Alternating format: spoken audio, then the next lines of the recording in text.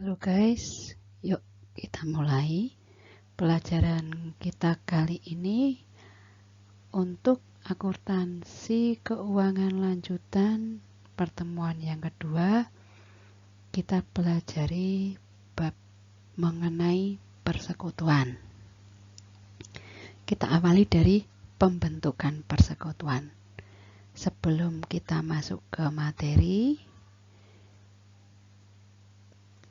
kita mulai dengan perbedaan persekutuan dan perseroan terbatas. Nah, untuk di perseroan terbatas terdapat pemisahan antara pemilik dan manajemen. Jadi, pemilik dan pengelola bisnis orang yang berbeda. Sedangkan di persekutuan tidak terdapat pemisahan antara pemilik dan manajemen. Jadi, pemilik itu juga mengelola sendiri bisnisnya.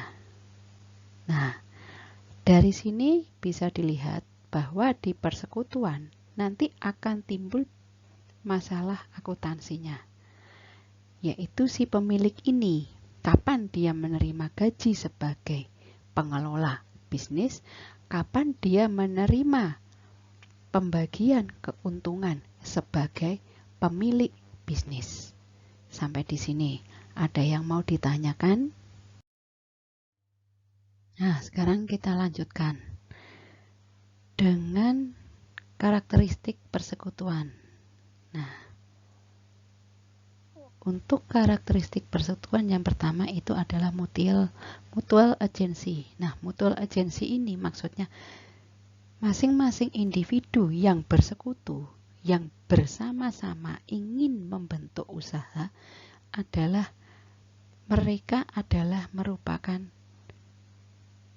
partner, mereka berpartner. Maksudnya mereka berkedudukan sama. Mereka masing-masing adalah agen untuk persekutuan yang mereka bentuk. Yang kedua adalah limited life. Limited life di sini waktunya itu terbatas. Terbatasnya di sini sesuai dengan keinginan masing-masing orang yang berpartner. Apabila masing-masing orang berpartner itu ingin mengubah perjanjiannya, otomatis partnership ini berakhir, bubar. Kalau akan dari salah satu akan mengambil keuntungan atau meninggal, berarti partnership ini bubar.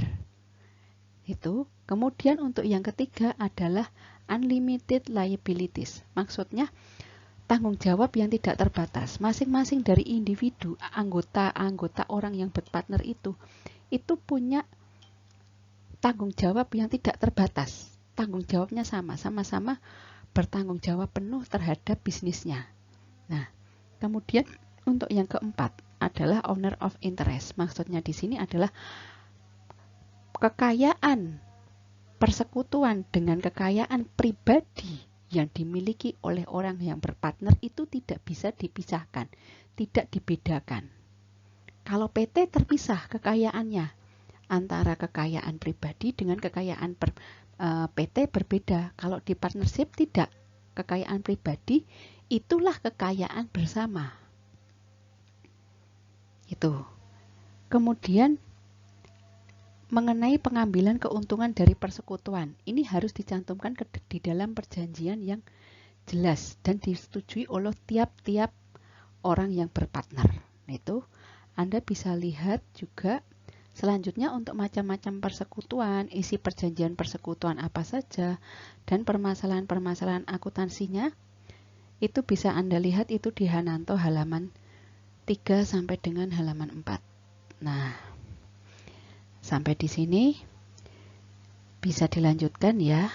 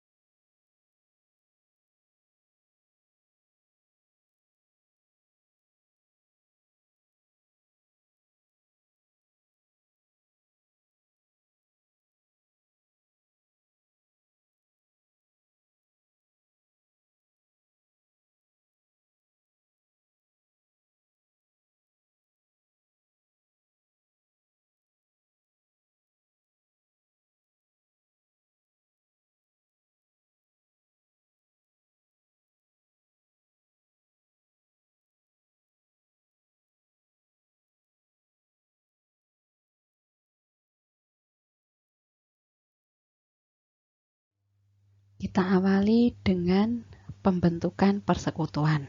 Nah, kita mulai dengan contoh soal. Sekarang kita masuk ke contoh soal. Nah, contoh soal di sini, ini saya ambilkan untuk kasus jika tiap-tiap individu ini untuk pendirian partnership ya, pendirian persekutuan. Nah, pada saat berdirinya persekutuan itu, ini saya ambilkan contoh jika tiap individu menyetorkan uang sebagai modal awal. Nah, nanti pembagian keuntungannya bagaimana? Nah, kita lihat contoh soal berikut. Jika ABC mendirikan persekutuan dan masing-masing menginvestasikan 75.000, 25.000, dan 50.000. Di sini maksudnya 75.000, 25.000 itu nih 75.000 ini untuk A, 25.000 ini untuk B, dan 50 ini untuk C. Ya. Sepakat membagi keuntungan sama besar. Itu ya. Sama besar ya. Nah, saya hapus dulu.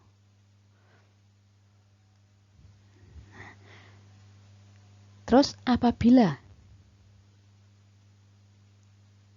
yang pertama, misalnya apabila bila persekutuan itu mendapat laba 90.000, maka rekening modal masing-masing individu itu kelihatan seperti apa? Coba sekarang Anda pahami dulu soalnya. A, B, dan C mendirikan persekutuan. Masing-masing menginvestasikan A 75.000, B 25.000, dan C 50.000. Terus mereka sepakat membagi keuntungan sama. Nah, bila persekutuan yang mereka bentuk, persekutuan ABC itu mendapatkan, contohnya aja laba 90.000, terus modal mereka jadi berapa? Kan itu pertanyaannya. Nah, ini terlihat seperti ini. Nih, ini untuk investasi awal kita masukkan untuk A 75.000 yang tadi, B 25.000, dan C 50.000. Nah, jadi kita total bertiga itu investasi awalnya 150.000. Terus keuntungannya berapa? Keuntungan 90.000. Nih loh, mendapatkan laba 90.000. 90.000 ini, nih, mereka sepakat membagi keuntungan sama besar. Sama besar ya, sama besar. Nah, dibagilah A 30.000, B 30.000, dan C 30.000. Jumlahnya berapa? Karena ini keuntungan, maka ini semua ditambah. Nah, jadi A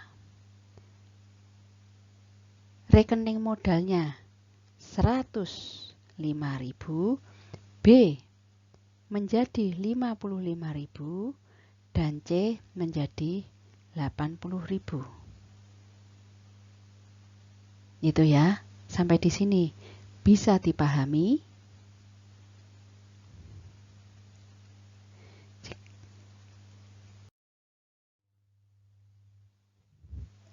Sekarang karena tadi kasus yang pertama sudah bisa dipahami, sekarang kita coba untuk kasus yang kedua, untuk soal yang sama.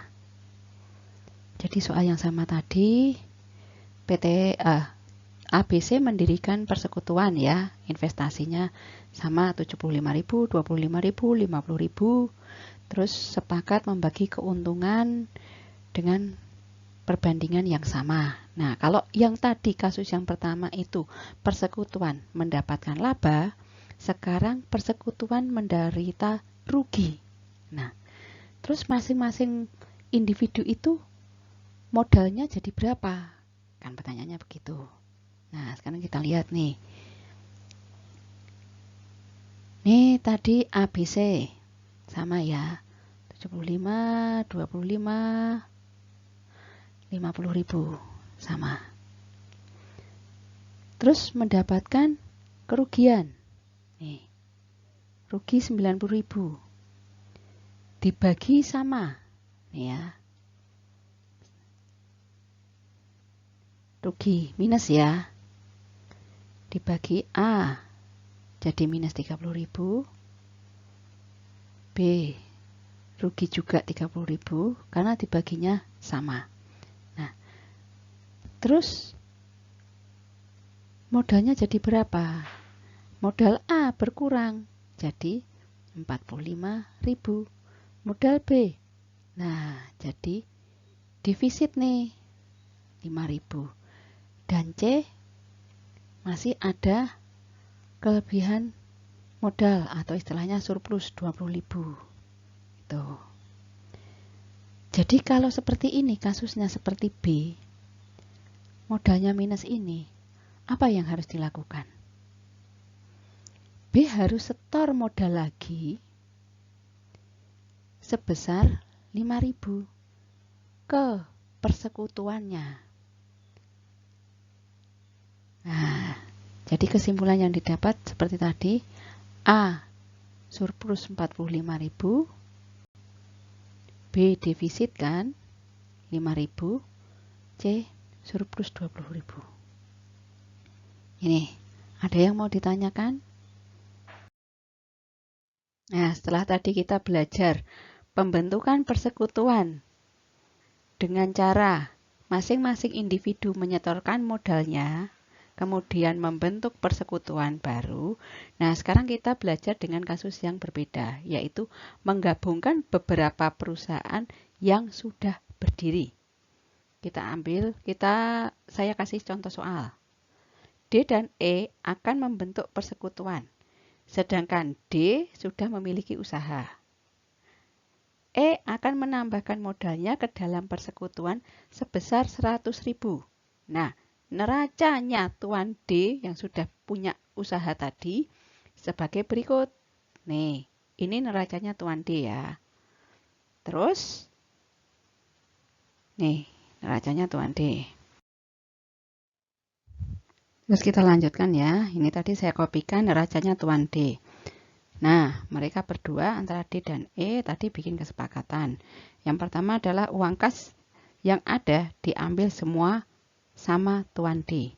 Yang kedua adalah piutang dagang 4.000 dianggap tidak tertagih dan harus dihapus. CKP ditetapkan 4% dari saldo piutang. Kesepakatan yang ketiga, persediaan dinilai kembali menjadi 106.400. Nah, nilai pengganti furniture sebesar 60.000 disusutkan 50% dan dicatat sebesar 30.000. Tuan D diberikan goodwill atas prestasi perusahaan yang dinilai sebesar 40.000. Nah, kasus yang pertama, apabila perusahaan dibentuk meneruskan pembukuan Tuan D. Nah, tadi ceritanya kan D dan E punya kesepakatan mau bikin persekutuan. Lah, D kan sudah punya usaha. D itu sendiri kalau sudah punya usaha otomatis usahanya sudah punya laporan keuangan dong. Nah, karena D dan E bersepakat, terus mau meneruskan pembukuan yang sudah ada, maka jurnalnya pembentukan persekutuannya itu seperti apa? Nah, ini sekarang untuk jurnal yang A itu mencatat setoran modal E. Setoran modal E, nih mana sih? E akan menambahkan modal ke dalam persekutuannya sebesar 100.000. Berarti modal bertambah di sisi kredit, kas bertambah di debit. Oke. Jurnal yang kedua mencatat pengambilan kas. Nih.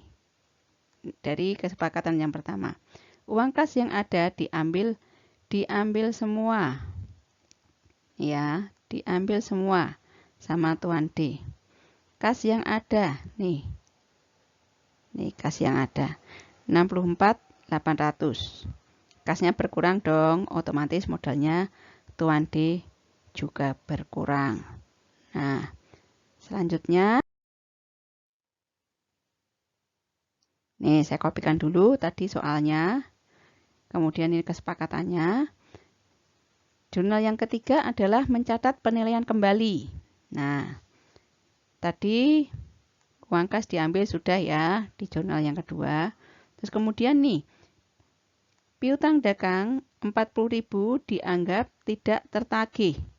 Nih, piutang dagang tidak tertagih dan harus dihapus sebesar 4.000. Piutang dagang dihapus, piutang dagang berarti berkurang. Ada di kredit 4.000. Terus cadangan kerugian piutang ditetapkan 4% dari saldo piutang. Nih. Saldo piutang 75.200. Nih, 4%-nya. Jadi kan ini nanti yang jadi saldo CKP yang baru. 4% dari 75.200. Nah, sekarang CKP yang ada di neraca adalah 4.800. Jadi 4.800 ini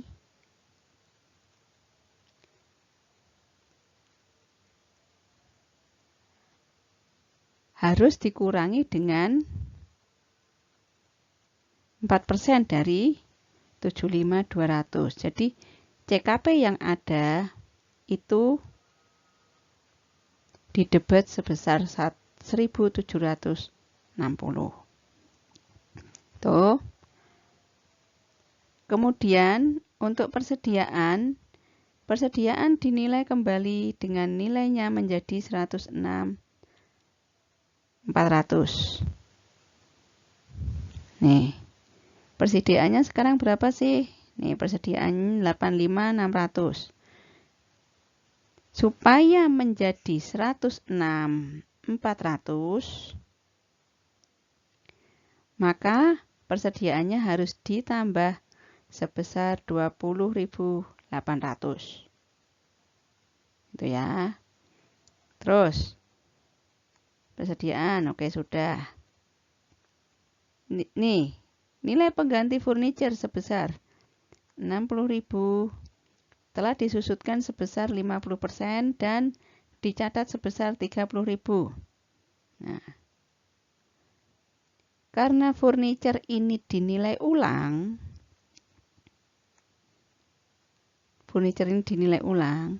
maka akumulasi depresiasinya ini harus dihilangkan dulu. Akumulasi depresiasi ini saldo normalnya kan kredit. Kenapa kok bisa kredit? Kok tahu kredit? Karena dia mengurangi aktiva ini. Tuh kan? Jadi akumulasi depresiasinya dihapuskan. Nih.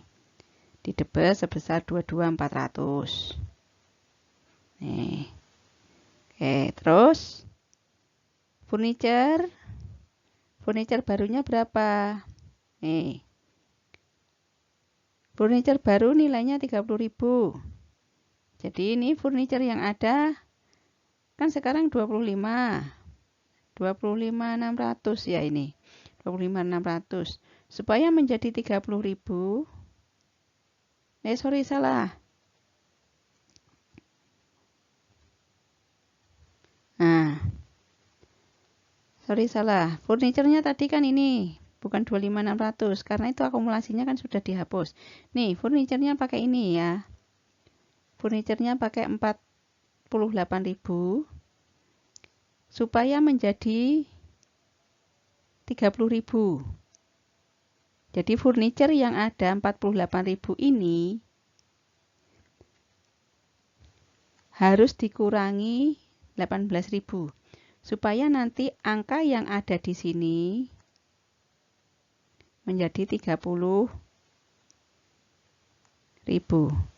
Sorry. Tulisannya jelek, guys.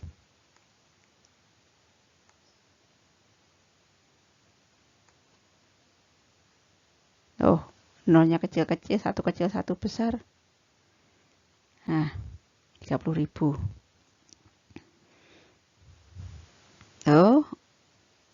Untuk nilai pengganti. Kemudian yang kesepakatan yang terakhir, Tuan D diberikan goodwill atas prestasinya sebesar 40.000. Nah, ini goodwill Tuan D 40.000. Terus kemudian sisanya tinggal ke modalnya D. Itu sampai di sini bisa dipahami.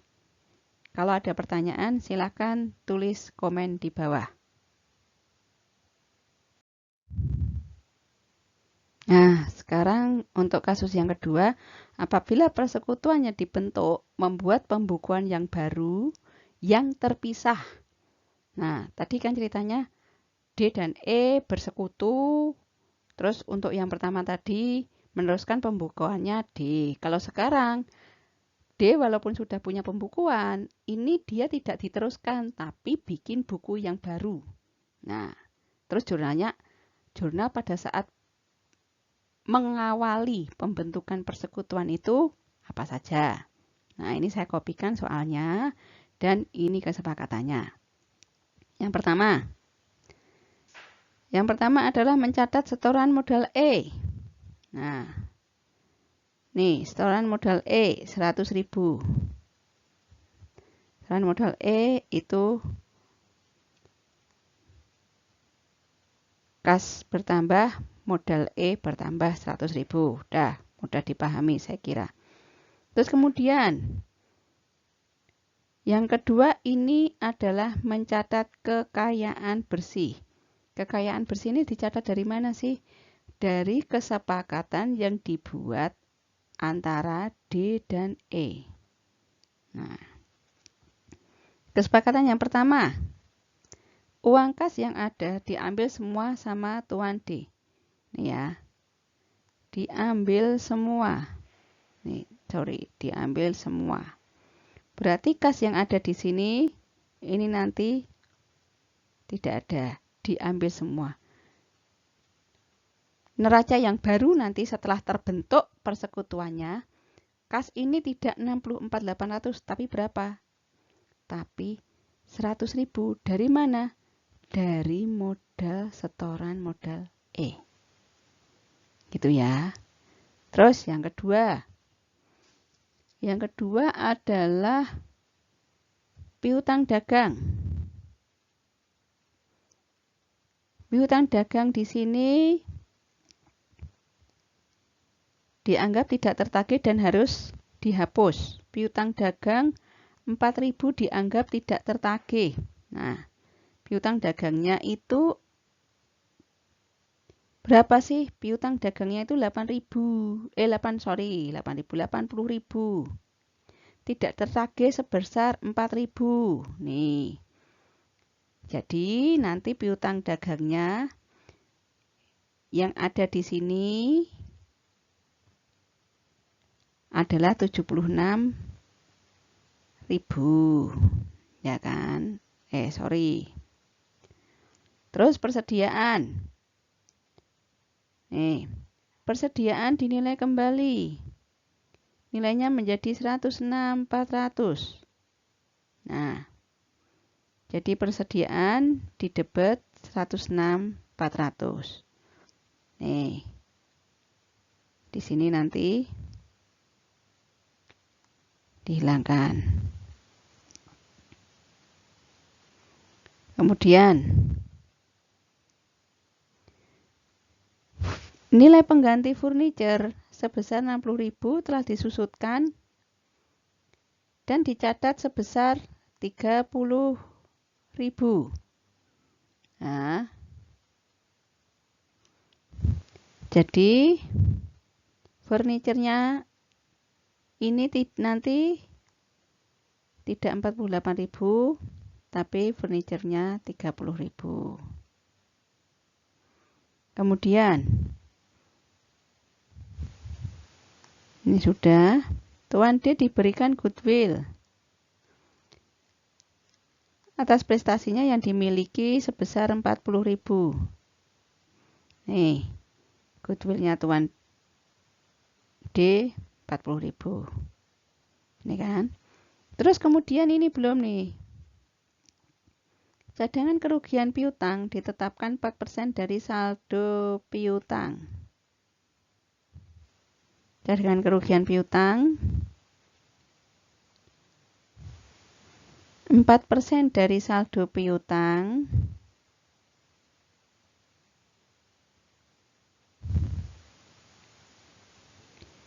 jadi cadangan kerugian piutangnya nanti sekian. Nih.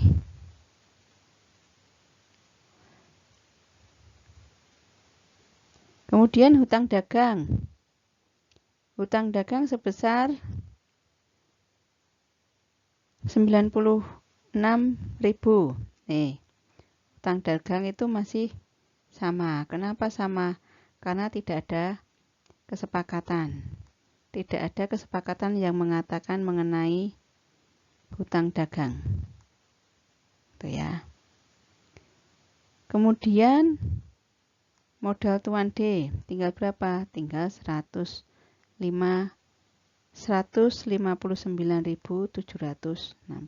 Ini tadi sudah. Nah, mungkin itu ada yang mau ditanyakan. Silakan tulis di komen. Nah, dari jurnal-jurnal tadi, maka neraca persekutuan D dan E itu nampak seperti ini. Ya. Nah, ini kas tadi dari setoran E, piutang dagang tadi kan, piutang dagang saldo barunya ini, CKP-nya menjadi sekian, persediaan barang dagangannya jadi 106.400, surplus kantornya, nih, furniturnya jadi 30.000, kan tadi dinilai ulang ya.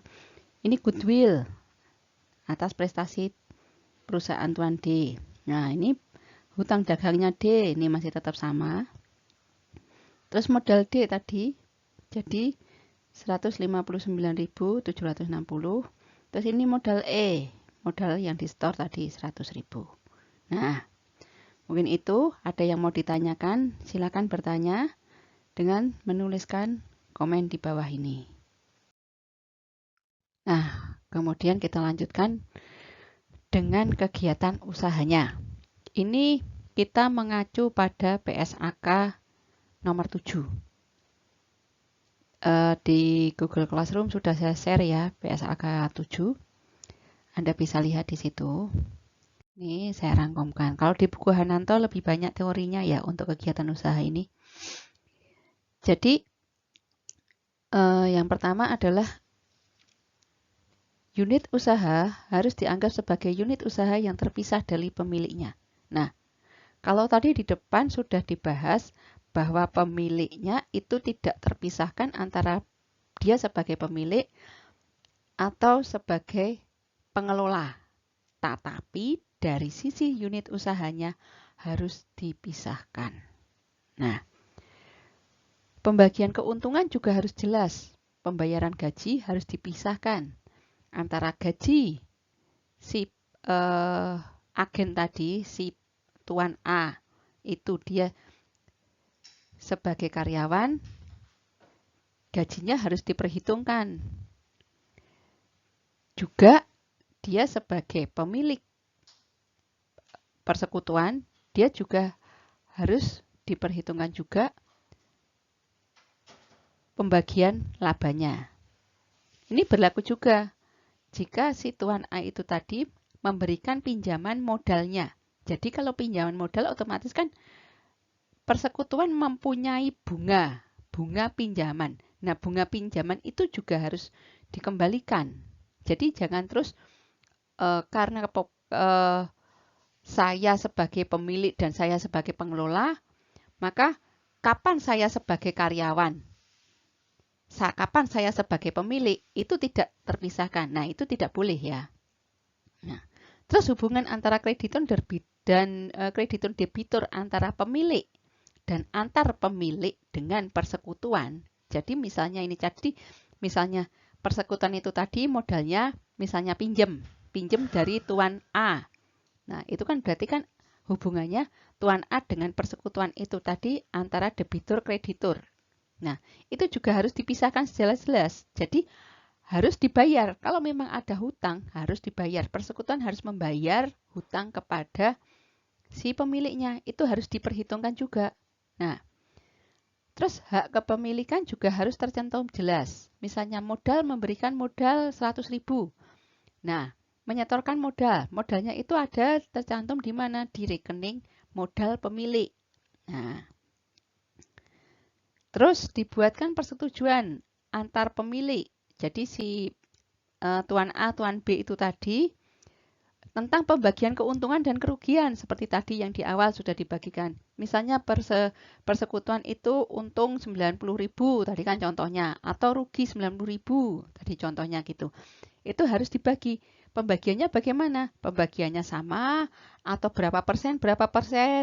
Nah, itu harus tercantum secara jelas.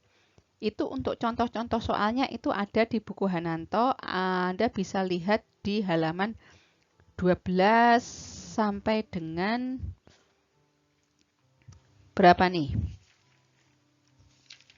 Sampai dengan halaman 18. Nah, itu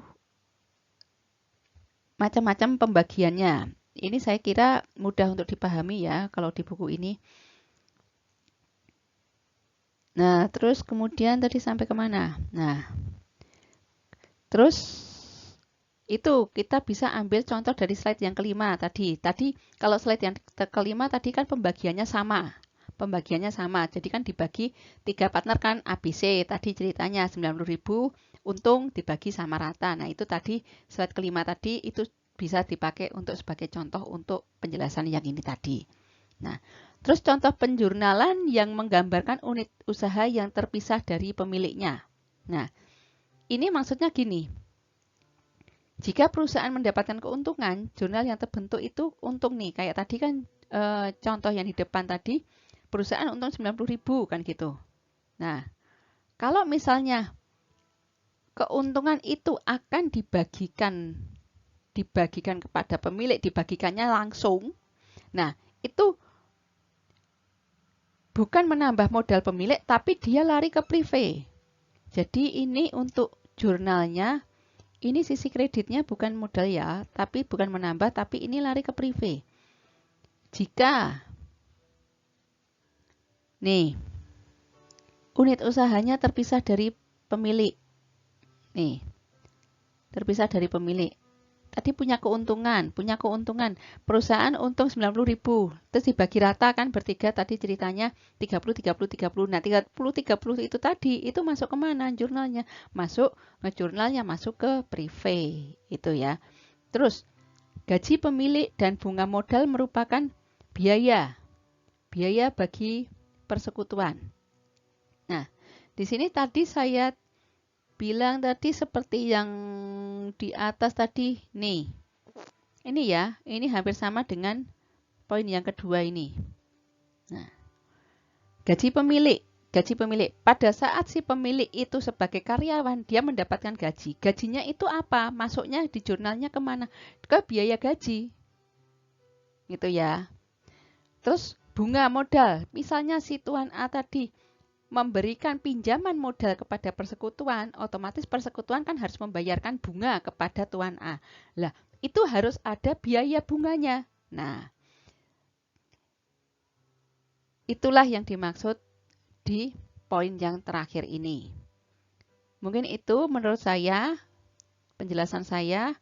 Jika ada yang bertanya, silahkan bertanya.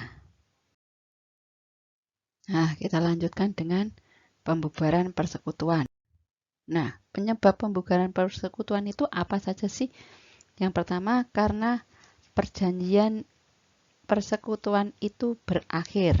Nah, perjanjian berakhir itu bisa karena jangka waktunya sudah habis, atau persetujuannya sudah habis, atau pengunduran diri seorang. Terus yang kedua, itu penyebabnya adalah bisa karena dasar undang-undang. Misalnya, kematian anggota persekutuan, atau salah satu sekutu itu bangkrut.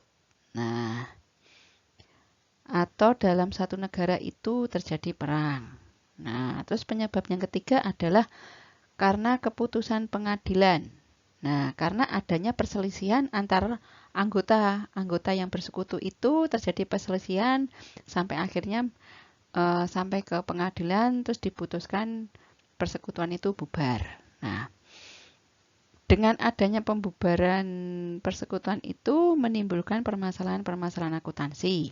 Nah, permasalahan yang pertama adalah masuknya anggota baru. Yang kedua, karena nanti pengunduran diri anggota. Yang ketiga, karena kematian anggotanya. Yang keempat adalah perubahan badan usaha. Nah, untuk permasalahan-permasalahan akuntansi nanti kita bahas di minggu depan. Mungkin itu saja dari saya.